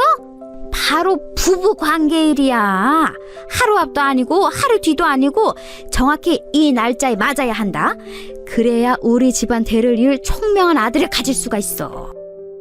이건 말도 안 되는 짓이었습니다. 조선시대 왕실도 아닌데 웬 부부 관계일을 따로 날짜를 받는다는 건가요? 계획적인 임신을 위해서 날짜를 계산한다는 경우도는 왕왕 들어봤어도 용한 곳에 가서 날짜를 받아온다는 이야기는 시어머니를 통해 처음 접하는 것이었습니다. 너무 기가 막혀서 어떻게 반응을 해야 할지도 모르겠더라고요. 제가 말문이 턱 막힌 채로 날짜가 적힌 종이를 만지작거리니까 시어머니께서는 그것은 응답으로 해석하신 것인지 호쾌하게 웃으시며 손으로 제 등을 퍽퍽 내리치셨습니다. 몸에 좋은 거 많이 챙겨 먹고 그래야 건강한 떡두꺼비 같은 아들을 스풍 둘셋 낳을 거 아니니. 참, 몸에 좋은 거 챙겨 먹을 때 우리 아들도 챙겨주는 거 잊으면 안 된다. 언제나 늘 항상 너는 네 몸보다 우리 아들을 우선시 해줘야 돼. 내가 차별하라고 이러는 건 아니고 우리 보살님이 며느리의 기가 강하기 때문에 그 기를 꺾고 아들의 기를 살려야 부부가 오래간다, 이렇게 말씀을 해주셨기 때문이야. 이해하지? 아니요, 사실은 전혀 이해가 안 갔어요. 그런데 결혼생활 초장부터 설왕설래를 길게 하고 싶지 않아서 그저 어색하게 웃으며 시어머니와의 그 대화를 얼른 끝냈을 뿐이에요. 그런데 시어머니께서 며칠 뒤 제가 시댁에 방문했을 때 시아버지께서 계시는 자리에서 또 그 이야기를 꺼내시는 바람에 제 얼굴이 화끈거렸죠. 결혼한 지 얼마 되지도 않았는데 시아버지 앞에서 부부 관계일이라든지 하는 이야기를 듣고 싶은 며느리는 없잖아요. 그래서 확 자리를 박차고 일어날까 하다가 옆에서 제 눈치를 살피는 남편을 봐서 그래도 참았습니다. 남편이 전전긍긍하면서 저에게 미안해하더라고요. 자기는 그런 날짜 같은 건 안 믿는다고 하면서 철저히 제 편이라고 했습니다. 그래, 시댁이 내 예상과는 다르게 좀 유별나면 어때? 내 남편만 정상이면 됐지. 연애 때도 느꼈지만 나를 잘 맞춰주는 사람 같아서 나는 이 부분이 참 좋아. 남편 하나만 보고 갈 작정이었네요. 적어도 그 부부 관계일이라는 날짜가 오기 전에는 그랬었죠. 남편이 그날따라 자꾸 눈짓으로 신호를 주길래 당연히 신혼이었으니까 저도 화답을 해주려고 했는데 그때 문득 오늘이 그 날짜 아닌가 싶은 생각이 드는 거예요. 어제는 내가 불러도 모른 척하면서 책을 보겠다느니 TV에서 재미있는 거 한다느니 온만 핑계를 다 대더니 오늘은 왜 이렇게 적극적이야? 이유가 달리 있겠어. 오늘따라 당신이 너무 예쁘고 매력적으로 보여서 그렇지. 아닌데? 내가 딱 보니까 표정이 그게 아닌데? 오늘이 바로 어머님이 전에 받아오셨던 그 날짜 맞지? 당신 지금 그 날짜를 신경 쓰고 있느라 이러는 거 맞지? 제가 거짓말은 소용없다는 식으로 밀고 나가니까 잠시 후에 남편이 수긍을 했습니다. 자기는 절대로 그런 거 안 믿고 신경도 안 쓰는데 시어머니께서 하도 이틀 전부터 성화를 부리셔서 어쩔 수 없었다고 하는 겁니다. 그러면서 덧붙이는 말이 자기는 저를 지키기 위해서 시어머니의 잔소리를 혼자 다 상대했다고 그랬어요. 일하는 와중에도 시어머니의 전화가 자꾸 왔었고 어쩔 수 없이 그 날짜에 지키겠다고 확답을 했다는 거예요. 대신 저를 귀찮게 하지 말아달라고 귀찮고 번거로운 건 다 자기가 지고 가겠다고 시어머니께 그렇게 말씀드렸다고 했습니다. 그건 꽤 가상한 발언 아닌가요? 점수 딸 만한 요소였죠. 하지만 저는 보고 말았습니다. 남편이 씻는 동안 이상하게 저는 남편의 휴대폰을 보고 싶더라고요. 비밀번호가 걸려 있었지만 저는 그동안 아닌 척하면서 곁눈질로 남편의 휴대폰 하는 걸 봤었기 때문에 비밀번호가 뭔지 속으로는 알고 있었어요. 이때 처음 사용해보게 된 거였죠. 그리고 통화 목록을 봤을 때 시어머니와 근무 중에 통화한 적이 최근에 단 한 차례도 없었다는 걸 알아냈어요. 끽해야 문자만 몇 통 주고받았던데 그마저도 시어머니께서 안부를 물으시거나 잔소리를 하시는 것에 대해 남편이 굉장히 귀찮다는 듯 단답으로 쳐낸 게 다였어요. 그래 놓고서는 저에게 자기 아내를 위해 결혼 초장부터 모친과 맞서는 남자인 척 굴었다니 진심으로 황당했습니다. 그런데 와중에 더 기가 막혔던 건 남편이 시어머니께 웬 허세를 떨고 있었다는 거예요. 약간 문장에 긴 문자가 있길래 무심코 확인했더니 시어머니께서 며느리의 기가 세서 불안하다고 하시며 보살내미진 뭔지 아는 사람이 했다는 말을 들먹이셨는데 거기다 대고 남편이 이런 식으로 반응을 했더라고요. 노을이는 내가 꽉 잡고 있으니까 괜한 걱정하지 마. 엄마, 걔가 겉으로만 강한 척하는 거고 집에서는 찍소리도 못해. 내가 씻고 나오면 욕실 앞에서 무릎 꿇고 수건대령 하는데 내가 이 정도야. 어이가 없어도 너무 없었죠. 제가 친정 집안에서 남동생 때 꽉 잡고 산 누나였는데 이런 저에게 뭐가 어쩌고 저쩌요? 저는 그 휴대폰을 든 채로 가만히 욕실 앞에 서 있었습니다. 그리고 남편이 곧 씻고 나왔을 때 그 문자의 화면을 눈앞에 들이밀었어요. 휴대폰 액정이 커져 있길래 무심코 봤다는 짧은 거짓 핑계를 댄 뒤 말입니다. 어리둥절해하던 남편은 상황 파악을 마치고서는 아연실색이 되었죠. 그리고 어떻게 했던 줄 아세요? 가타부타 말도 않고 제 앞에서 무작정 무릎을 더 꿇었습니다. 본인 모친에게 허세를 떨었던 내용무대로 본인이 행하게 될 줄은 몰랐을 테지요. 시어머니께 기세등등한 남편인 척 굴고 싶어서 그런 허세를 떨었다고 했습니다. 제 이미지를 멋대로 깎아먹고 있었던 것 같아서 저는 기분이 나쁘긴 했지만 남편이 곧장 무릎을 꿇으니까 솔직히 할 말이 없었어요. 여기서 더 화를 내면 되려 제가 예민한 사람이 될 것만 같은 느낌? 그런 게 있었습니다. 아무래도 신혼이었으니까요. 저는 남편에게 앞으로는 그러지 말라고 했고 휴대폰을 멋대로 봐서 미안하다고 저 또한 사과를 하였습니다. 이렇게 별것 아닌 일로 넘어가나 싶었는데 이튿날 시어머니께 연락이 왔어요. 어때? 느낌이 어때? 뭔가 딱 느껴지는 게 있니? 네? 어머님, 느껴지긴 뭘 느껴지나요? 저는 지금 오전 내내 업무에 치이다가 간신히 해방돼서 한숨을 돌리고 있던 참이었어요. 너무 정신이 없어서 뭐 느껴지는 것도 없고요. 통화도 지금은 어려울 것 같아요. 제가 이따 저녁에 전화 드릴게요. 야! 너는 어른이 말씀하시는데 왜 멋대로 기승장구를 내고 그래? 너 어디서 이렇게 시건방지게 굴라고 배웠어? 집에서 그렇게 교육받았니? 너 이렇게 싸가지 없게 굴 것 같으면 내가 우리 아들한테 다 일러바칠 거야. 너 혼내라고. 혼을 내요? 제가 지금 너무 피곤해서 말씀을 곱게 못 드린 것 같아요. 죄송합니다. 어머님께서 다짜고짜 느낌이 어떠냐니 이런 황당한 질문을 하시니까 제가 머리가 좀 아팠어요. 근데요, 어머님, 기승장구가 아니라 기승전결이에요. 너 대학 나왔다고 유세 떠는 거야? 너는 대학 나왔고 나는 중졸이라 이거지? 너무 못난 며느리를 들이며 패가 망신하고 잘나서 기가 드센 며느리를 들이며 우리 아들이 고생할 거라고 보살님이 예전에 분명 그러셨는데 나는 지금 그게 왜 생각나는 건지 모르겠네. 어머니, 오늘 뭐 기분 안 좋은 일이라도 있으셨어요? 목소리가 격앙돼 있으신 게 왠지 그런 것 같아서요. 저는 참고로 어머님이 중졸인지 초졸인지 아니면 대졸인지 알지도 못했습니다. 지금 처음 알았네요. 내 속 터지게 하는 망할 딸년 때문에 이러는 거지 뭐. 에이, 아니다. 너한테 이런 얘기 해봤자 뭘 하겠니. 아무튼 어제가 아주 중요한 날짜였잖아. 귀하게 받아온 날짜인데 혹시 뭐 느껴지는 게 없느냐 이 말이야. 범상치 않은 아이를 임신할 때면 아주 처음부터 몸에서 느껴지는 기운 같은 게 있다던데. 너는 뭐 느껴지는 게 없니? 응? 립스틱을 고쳐 바른 직후였다는 것도 있고 저도 모르게 그때 입술을 아주 꽉 꿰물었답니다. 저는 살면서 시어머니의 황당한 논리를 간접적으로나마 경험해 본 적이 없는 사람이었어요. 주변에 있는 종교인들이라곤 교회와 성당을 다니는 사람들 뿐이었으니까요. 그런데 득달같이 전화를 하셔서는 임신의 기운이라느니 앞으로 부족을 받아오겠다느니 그런 말씀을 하시는 시어머니를 마주하니까 속된 말로 환장해서 돌아가실 것만 같았습니다. 애써 참고 지냈더니 몇 주 후에는 이런 말씀도 하시더군요. 아우, 큰일 났다. 아주 큰일이 났어. 며느리가 직장 생활을 하고 있거든. 그걸 그만두게 하는 게 우리 아들의 앞길에 도움이 될 거라고 용한 보살님이 단호하게 말씀을 해주셨어. 전혀 없이 진지한 표정이시더라. 너 그 직장 언제까지 다닐 거니? 앞만 곱씹어봐도 시어머니의 말씀은 헛소리에 가까웠어요. 이해를 해보려고 해도 머리만 점점 아파왔죠. 게다가 환장할 요소가 더 있었으니 그건 바로 제 시누이였습니다. 갑자기 웬 시누이냐고요? 남편은 외동이 아니었어요. 위로 누나가 한 명 있었습니다. 이미 결혼한 몸이었죠. 어쩌다 보니 애석하게도 저희 부부의 신혼집은 시댁과 무척 가까웠지만 시누이는 나름 어느 정도 떨어진 동네에 살았어요. 왕래가 잦지는 않았습니다. 저는 시누이의 남편인 저에게는 심해보되는 분하고 얼굴도 잘 보지 못했어요. 그런데 이 시누이의 존재를 제 지인이 지적한 거예요. 시댁에서 간과해도 괜찮은 존재는 단 한 명도 없으며 시누이는 특히나 살펴볼 필요가 있다는 조언에 제 고개가 끄덕여졌습니다.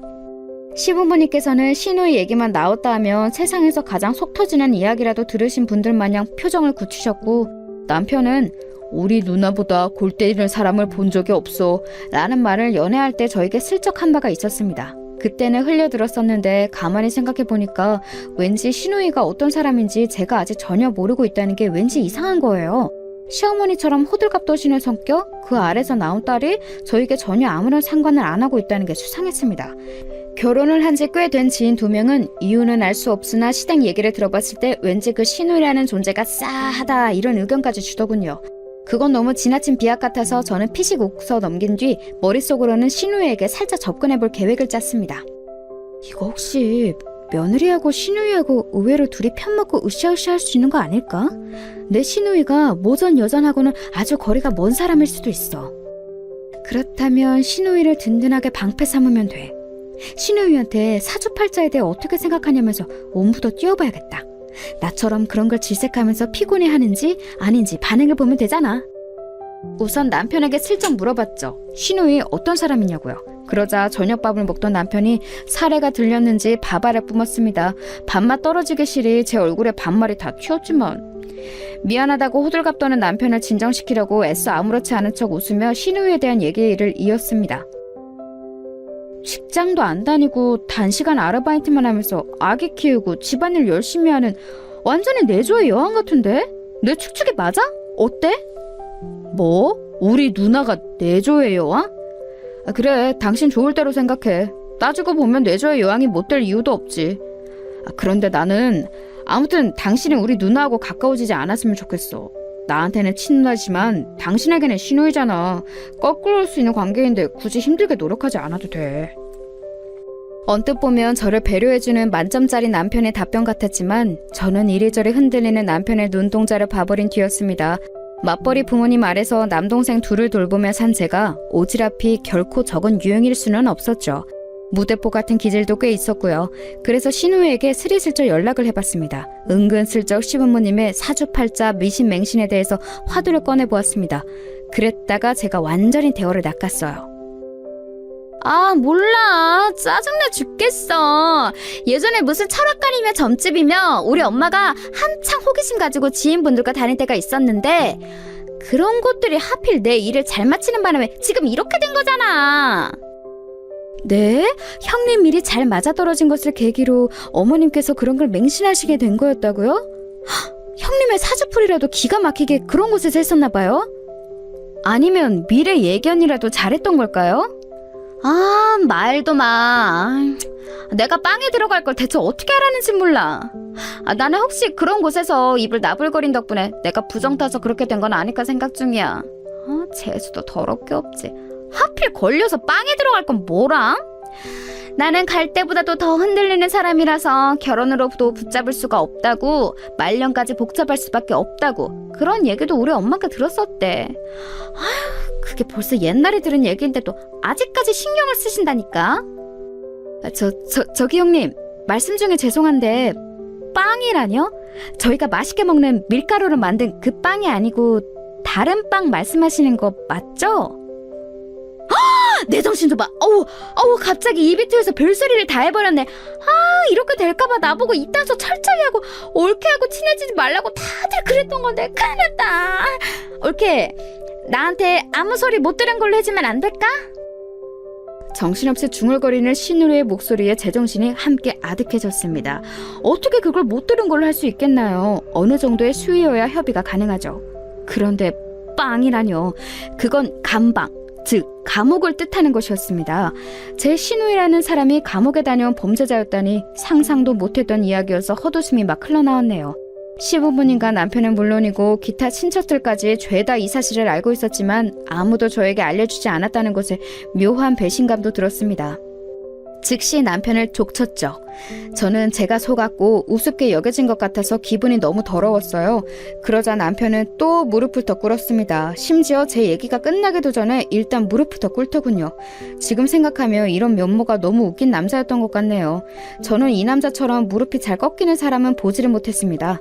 하지만 당시에는 무릎을 꿇으며 제 마음이 좀 약해졌던 것 같아요.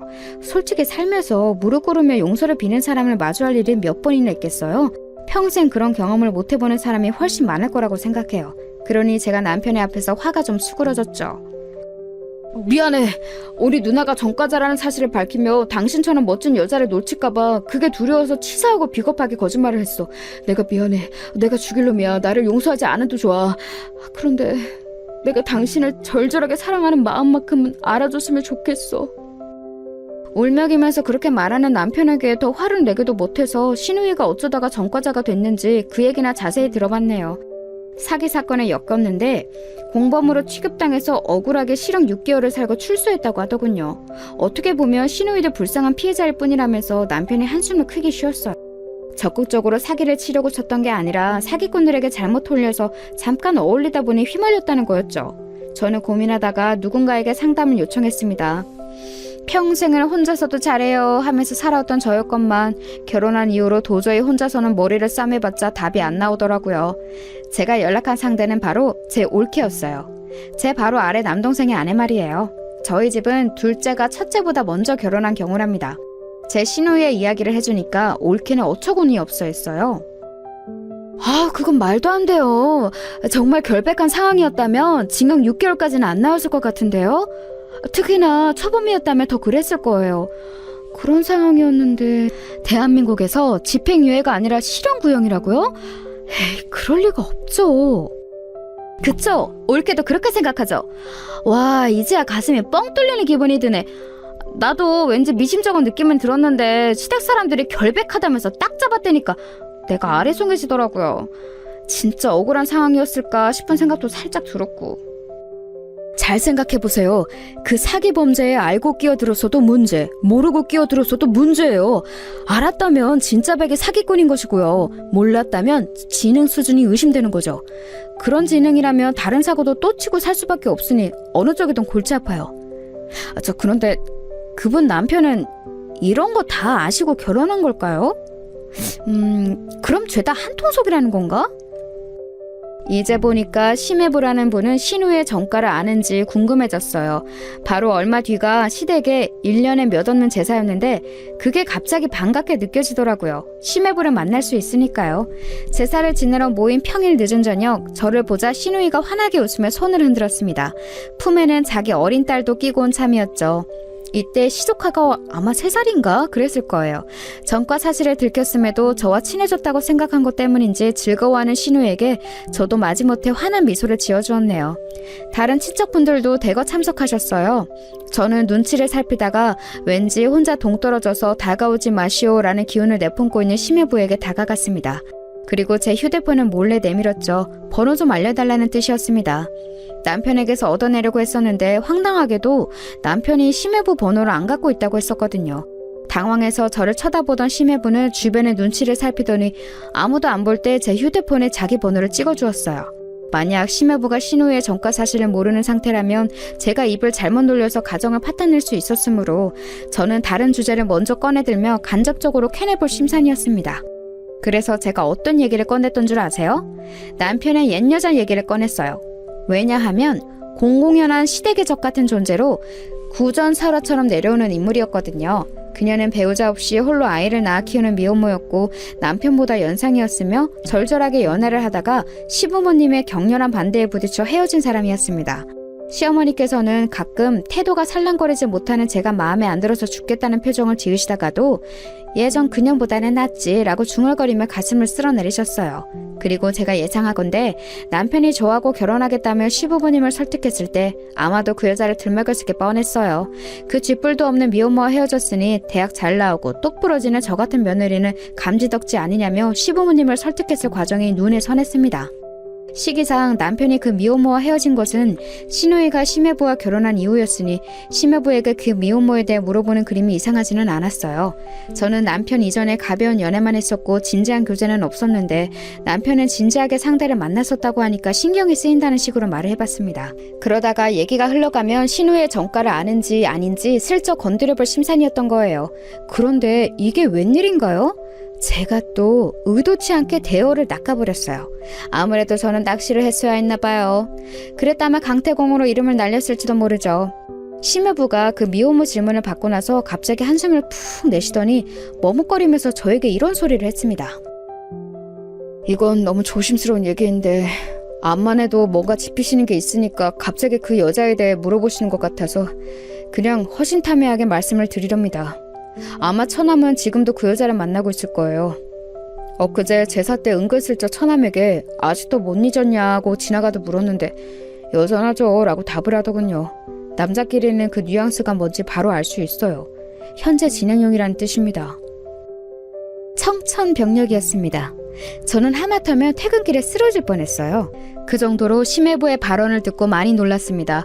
그렇게 놀랐다는 티를 내며 심해부가 입을 다물까봐 약간은 태어난 척을 했어요. 그랬더니 심해부가 한숨을 계속 쉬면서 자기 생각을 저에게 알려주더군요. 저하고 결혼할 때까지는 그 미혼모를 다시 안 만났을 텐데 왠지 결혼을 하고 나서 임무 완수라는 심정으로 남편이 다시 그 미혼모와 만나기 시작했을 것 같다고 했어요. 시부모님의 눈을 완벽히 피하기 위함이었죠. 특히 시어머니께서 그 미혼모를 치가 떨리게 싫어하셔서 예전에 경기까지 일으키신 적 있다고 그랬습니다. 그 미혼모를 내쫓는 부적을 여러 장 받아오신 적도 있었다네요. 하지만 그럴수록 불타는 것이 로미오와 줄리엣의 사랑인 법이라며 심화부가 씁쓸한 말투를 저로 위로했습니다. 남편이 정말로 옛 연인과 바람을 피우는 것인지 아닌지 그 진위 여부를 확인하기도 전에 저는 당장 진이 빠져버렸죠. 저에게 이런 걸 왜 알려주시냐고 물었더니 신우이가 전과자였는데 모르고 결혼한 게 너무 억울해서 그 집안 사람들에게 속은 게 아직도 분하기 때문에 저에게 이런 사실을 밝히는 거라고 그랬습니다. 신우이가 전과자라는 걸 알았을 때 당장 이혼을 하려고 했는데 그때 마침 신우이가 임신을 한 게 밝혀진 거예요. 그래서 뱃속 아이 생각을 하며 이혼도 미뤘다고 했습니다. 신우이가 가정에 충실하면 잘 사는지 안 사는지 두고 보기로 한 거였죠. 그러다가 시간이 흘러서 현재가 된 거였고요. 여기까지 다 듣고 나니까 어안이 벙벙하더군요. 가볍게 내리는 눈송이를 맞으러 나갔다가 폭소를 맞아서 파묻힌 사람이 된 기분이었습니다. 제가 할 일의 순서는 정해져 있었어요. 남편에게서 진위 여부를 캐내는 것이었죠. 아니길 바랬습니다. 왜냐하면 아직 결혼한 지 1년도 안 채운 신혼이었고 남편이 저를 내내 속여왔다고 한다면 너무 비참할 것 같았고 저는 눈 시퍼렇게 뜨고 당해온 천하의 멍청이가 되고 싶지는 않았거든요. 이런 거 진짜 안 물어보고 싶었는데 당신 혹시 나 말고 다른 여자 있어? 바람 피워? 어떻게 그런 소리를 해? 왜 갑자기 그런 걸 묻는 거야? 무슨 일이 있었어? 다짜고짜 나를 의심하니까 나는 너무 당황스러워. 지금 솔직히 말하면 용서해 줄 수도 있어. 아니, 그냥 나부터 까놓고 말할게. 나 사실은 당신이 바람난 거 알고 있었어. 최근에 눈치챘어. 당신 전에 만나던 그 여자를 만나고 있는 거지? 이미 다 알고 있고 증거까지 하나 잡아놓은 뒤니까 추하게 발뺌은 안 했으면 좋겠어. 그러면 나 진짜 당신에게 너무 실망할 것 같아. 저의 철면피 같은 대응 능력이 또 한 번 빛을 발하는 순간이었다고 평가하고 싶네요. 증거? 그런 거 없었어요. 제가 가지고 있는 건 심해부에 한숨 크게 섞인 추론이 전부였던 것을요. 하지만 저는 이미 눈치 다 챘고 증거까지 손에 넣은 척 굴었습니다. 진지하고 살벌한 표정을 지으며 애절한 눈빛까지 잊지 않았죠. 남편이 펄쩍 뛰면서 끝까지 아니라고 하면 내가 진짜 오해했나 보다 라며 사과를 정중하게 할 작정이었습니다. 하지만 남편은 제 얼굴을 빤히 살펴보더니 이내 무릎을 꿇었습니다. 그놈의 털썩 소리가 그 순간에 왜 그렇게 제 복장을 뒤집어 놓던지요.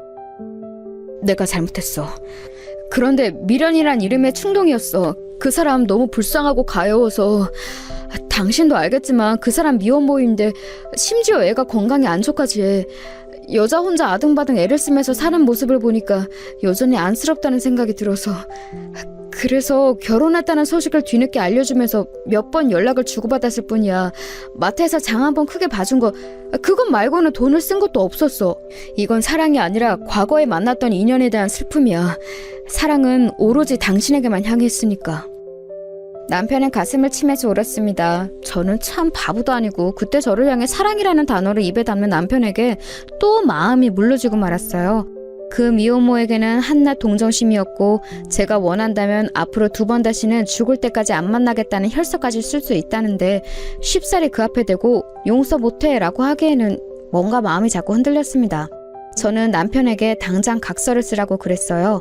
만약 그 미혼모와 다시 연락 한 번이라도 하면 당장 이혼인 것은 물론이고 절대적으로 저에게 유리한 조건으로 이혼하겠다는 각서였습니다.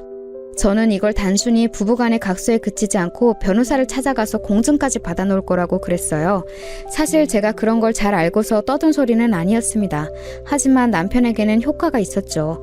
남편이 겁에 질린 표정이 되었거든요. 반드시 각서를 지키겠다며 맹세를 거듭했어요. 그러고 나서 마무리를 어떤 말로 했던 줄 아시나요? 당신이 한 가지만 지켜줬으면 좋겠어. 우리 엄마한테는 제발 부탁이니까 내가 그 사람 다시 만났다는 소리 절대로 하지 말아줘. 그랬다가는 우리 엄마 진짜 당장 쓰러지실 거야. 그렇게 생각하는 인간이 어떻게 대범하게 그 여자와 연락할 용기를 냈어? 참 희한하네. 어머님 얘기가 나와서 말인데 우리 이사 가는 게 어때? 나는 이제 어머님하고 가까이 살고 싶지가 않아. 시댁과 아주 멀리 떨어진 곳에 사는 며느리가 되는 게 나의 새로운 꿈이 되었거든. 그 꿈이 이루어지도록 당신이 협조 좀 해줄래? 겁에 질려있던 남편은 무조건 고개를 끄덕였어요. 아무 생각 없이 무작정 멀리 떠나겠다는 건 아니었습니다. 시어머니의 말씀을 따를 작정은 아니었건만 제가 공교롭게도 퇴사를 생각하게 되었기 때문이었어요. 왜냐하면 제가 기업을 물려받게 되었기 때문입니다. 저희 외갓집이 식당을 꽤 오래 운영해왔어요. 제 외할머니의 동생 되시는 이모할머니께서 운영을 하시다가 당신의 장남에게 물려주셨는데 어쩌다 보니 도맡아 하시기 어려워졌어요. 다른 사람에게 넘기며 큰돈 만질 수 있었을 텐데 저희 부모님께 연락을 주셨습니다. 부모님은 아빠의 정년퇴직 이후 귀농생활을 천천히 그리고 계셨기 때문에 곤란해하셨고 저희 3남매에게 의견을 물어보셨어요. 그랬다가 회의 결과 제가 한번 맡아보는 게 낫겠다고 얘기가 된 거예요. 저는 생각도 없었는데 동생들이 강력히 누나는 뭐든 잘하니까 가능하다며 저를 추천하였습니다. 부담돼서 식은땀이 나올 지경이었지만 그 가까운 식당 생판 남에게 넘길 수는 없다는 생각으로 제가 일단 해보기로 했어요. 올케가 전적으로 저를 돕기로 했고 이게 참 든든하더라고요. 이사를 간다고 했을 때 시댁에서 상의도 없이 뭔 짓이냐며 화를 내는데 제가 외갓집에 가업을 잇기 위함이라고 하니까 태도를 바꾸더군요. 예, 너 진짜 웃긴다. 너는 집안에 그런 좋은 식당이 있었으면 진작에 얘기를 했어야지. 왜 깜찍하게 숨기고 있었다니? 아무튼 우리 아들이 네 덕에 그런 번지르르한 식당의 사장님도 되어보는구나. 이거 참 고맙다. 갑자기 웬 남편이 사장님이라는 것인지 어이가 없었는데 제 앞에서 남편이 눈치를 주면서 장단 좀 맞춰드려 이런 신호를 보내길래 어쩔 수 없이 고개를 끄덕여 드렸네요. 저는 남편이 또 어떤 허세를 떨어놓은 것인가 싶어서 걱정이 되는데 그것보다 더 큰 규모가 큰일이 벌어졌어요. 남편이 퇴사를 한 겁니다. 저하고 이런 방구 상의도 없이 확 퇴사를 해버리더니 자기도 저와 함께 식당에 올인을 하겠다고 했어요. 미친 거 아닌가요? 제가 언제 퇴사하고 식당 일 도와달라고 그랬나요? 왜 멋대로 행동하냐고 제가 엄청 따졌더니 남편이 무릎을 털썩 꿇으면서 그랬습니다. 사실은 시부모님께서 그 식당의 사장이 됐다고 이미 말을 다 해놨다네요. 자기도 왜 그랬는지 모르겠는데 입이 멋대로 나불거렸대요. 번복은 쪽팔려서 못하겠으니 이왕 이렇게 된 거 정말로 식당에서 열심히 일을 하며 지내보고 싶다고 그랬습니다. 식당을 맡게 된 기념으로 시댁 식구들이 우르르 몰려오기로 한 날이 잡혀 있었는데 그 날짜를 앞에 두고 남편이 얼른 퇴사를 한 것이었죠. 사장 됐다고 한 걸 증명하려고 말입니다. 기가 막혔네요. 그런데요, 시댁 식구들이 단체로 몰려온 그날 저는 시어머니와 결국 대판 싸우고 말았습니다. 사람들 다 있는 데에서 저보고 이번 달에 생리했냐? 임신은 아직이냐? 이런 소리를 크게 자꾸 물어보셨거든요. 피곤한 와중이었기에 제가 폭발한 거였죠. 왜요? 제 대답에 따라서 부족의 효험이 달라지나요? 또 보살님인지 뭔지 아는 거 찾아가서 돈 쓰시려고 그러죠? 어머님이 그런 것에 쏟아부으신 돈을 합치면 여기 식당 인수하실 수도 있겠는데요? 너 지금 태도가 왜 이따위야? 우리 아들 만나서 너는 앞길에 잘 풀리는 사주가 됐는데 고마움도 모르고 설쳐? 그러더니 시어머니께서 제 뺨을 세게 치셨어요. 모두가 보는 앞이었죠. 저는 맞아서 돌아간 고개 그대로 가만히 있었습니다. 일부러 그랬네요. 식당에 정막이 감돌았고 잠시 후 시어머니께서는 아차 하시면서 당황하셨지만 이미 늦은 뒤였습니다. 차라리 한 대 맞고 끊어낼 수 있으면 제가 이득이었죠. 앞으로 안 뵙고 지내고 싶어요. 어머님 아들만 만나시든지 말든지 하시고 저는 찾지 마세요. 여기도 오지 마세요. 오시면 무조건 쫓아낼 겁니다. 싸늘하게 말한 저에게 반박할 수 있는 사람은 없었죠. 그날 이후로 저는 사는 곳의 거리가 멀어졌을 뿐더러 왕래하거나 안부를 여쭈하는 책임감에서 벗어나게 되었습니다. 해방이었네요. 남편은 제 눈치를 살피며 중간에서 고군분투를 해댔고요. 그런데 갑작스러운 소식이 들려왔어요. 시누이 부부의 이혼이었습니다. 남편은 이유를 모르겠다고 그랬고 시누이의 짧은 통화에서 저에게 비련의 여주인공처럼 버림받았다고 말을 했어요. 저는 진짜 이유를 심해부를 통해 들을 수 있었죠. 아이가 아무리 봐도 저를 닮지 않아서 하기 싫은 의심을 쭉 해오고 있었는데 얼마 전에 유전자 검사를 받았어요. 그 결과는 보시다시피 이혼입니다. 애엄마는 알고 있었더군요. 심지어는 장인어른 장모님 모두 그 사실을 알고 계셨습니다. 정말 엄청난 집구석이에요. 조심하세요. 방심하면 안 됩니다. 와, 세상에 뭐 이런 일이 다 있나 싶었네요. 새삼 시댁이 엄청나다는 생각이 들었어요. 그러면서 저는 심해부의 조언을 뼈에 새기며 돈을 아주 알차게 쓰기로 결심했습니다. 흥신소에 의뢰해서 남편을 캐냈어요. 그러자 곧장 증거가 잡혔습니다. 남편은 결국 그 미혼모를 또 만나고 있었어요. 실망감도 안 들더라고요. 그저 제 자신이 너무 초라해진 것 같아서 그게 싫었을 뿐이죠. 남편은 또 제 앞에서 무릎을 꿇었어요. 진짜 꼴보기 싫더라고요. 소용없으니까 무조건 이혼하겠다고 부부 재산은 모두 제 것이니까 몸만 나가라고 그랬습니다.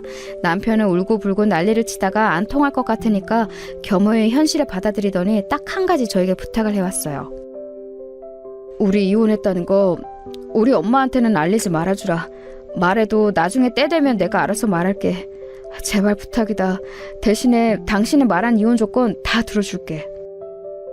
저는 올케와 이 부분을 상의했는데 구질구질하게 이혼을 끌고 가면서 재산 분할이니 뭐니 개싸움을 벌이는 것보다 차라리 남편을 빈털터리로 내쫓는 게 낫다고 결론을 내렸어요. 어차피 저는 시댁과 쫑난 이후였으니 상관없었죠. 그렇게 이혼을 했습니다. 아무렇지 않을 줄 알았는데 속이 허했네요. 그래서 식당 운영에 더욱 박차를 가했어요. 제가 피와 땀을 쏟은 식당은 금세 강남 일대에서 천천히 쌓아온 명성 위에 제가 덧붙인 최고급 이미지라는 날개를 달고 더욱 잘 나가기 시작했습니다.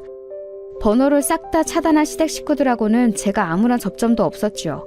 그런데 시간이 꽤 흐른 어느 날이었습니다.